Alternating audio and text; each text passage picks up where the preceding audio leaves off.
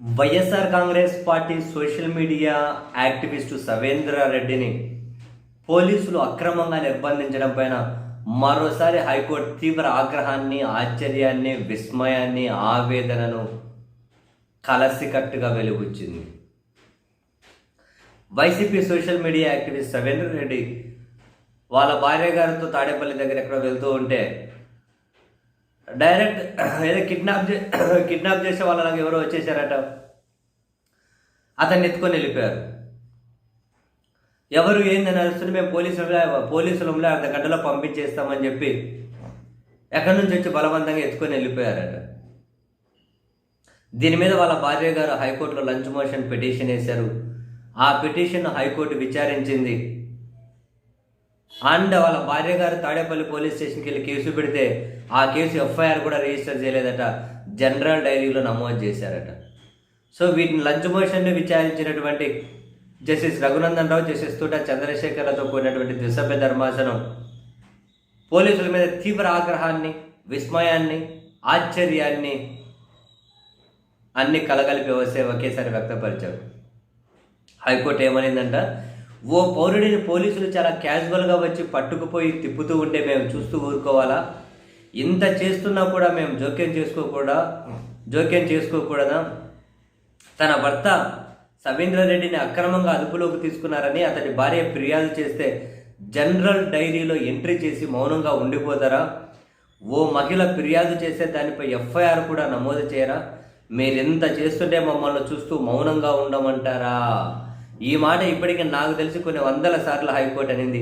ఏ social media యాక్టివిస్ట్ని arrest చేసి పోలీసులు నిర్బంధించి ఈరోజు అరెస్ట్ చేసి 3 రోజుల తర్వాత ప్రవేశపెట్టిన చివరికి ఇవన్నీ కనుక హైకోర్టుకు తప్పుడు అఫిడవిట్లు పోలీసులు సబ్మిట్ చేసిన ఇప్పటి వరకు ఏ పోలీసుల మీద కూడా హైకోర్టు చర్యలు తీసుకున్న దాఖలాలు అయితే లేవు. అండ్ పోలీసుల తీరులో మార్పు వచ్చింది కూడా లేదు. వాళ్ళ భార్య గారు అట్లా ఉన్నప్పుడు, వాళ్ళ భార్య ఉన్నప్పుడు అర్ధరాత్రి వచ్చి ఏదో ఎత్తుకొని పోవాల్సిన అవసరం ఏంటి? కేసులు ఉంటే నోటీసులు ఇవ్వాలి, నోటీసులు ఇచ్చి విచారణ ఏవో కథలు ఉంటాయి కదా, ఎత్తుకొని వెళ్ళడం ఏంటి? ఎక్కడున్నారో చెప్పకపోవడం ఏంటి? ఇంత విశృంఖలత్వం ఏంటి? ఇంత విశృంఖలత్వం పోలీసులు. అయితే పోలీసుల తరపు న్యాయవాదన అంటే ఏమో ఎక్కడున్నాడో మాకు తెలియదు అన్నారట. ఆ లంచ్ మోషన్ తరపున ఆర్గ్యూ చేసినటువంటి వాళ్ళ భార్య గారి తరపు న్యాయవాది ఒంగోలు పీటీసీలు అక్రమంగా నిర్బంధించి చిత్రహింసలు పెడుతూ ఉన్నట్లు మాకు సమాచారం వచ్చింది అని చెప్పి ఆయన అన్నారట. సో హైకోర్టు ఆశ్చర్యం వ్యక్తం చేసి ఆ ఒంగోలు పీటీసీకి సంబంధించినటువంటి డైరెక్టర్ని కూడా, అక్కడ ఇన్ఛార్జిని కూడా ఈ కేసులో ప్రతివాదిగా చేర్చారట. మీరు ఇంకో కేసులో అరెస్ట్ చేశాము అని చెప్పి మెజిస్ట్రేట్ ముందుకు తీసుకెళ్లి హాజరుపరుస్తామంటే కుదరదు. ఆయన ఎక్కడున్నా కూడా 24 గంటల్లో మా ముందే హాజరుపరచాలి. మీరు ఏ కేసు ఏం చూపించినా మీ గురించి మాకు బాగా తెలుసు.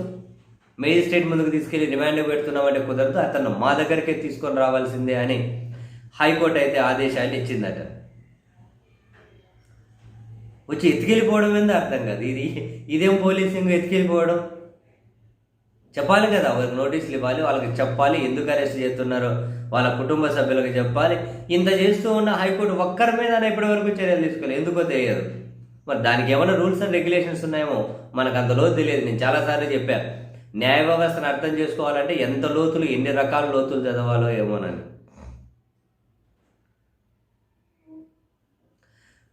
అసలు మా ఆధీనంలో లేరని చెబుతున్నారట. మరి ఎవరు ఎత్తుకెళ్ళినారు? వాళ్ళ భార్య కంప్లైంట్ ఇస్తే కేసు కూడా ఎందుకు పెట్టలే? వాళ్ళ పోలీసుల తరపు న్యాయవాది అంటున్నారట, ఏమో ఇప్పటి వరకు మా ఆధీనంలో అయితే లేరు, ఈ తాడేపల్లి పోలీసు స్టేషన్ పరిధిలో అయితే లేరు, ఆయన వేరే కేసులో ఏమన్నా కనుక అరెస్ట్ చేసింటారేమో తెలియదు అంటున్నారట.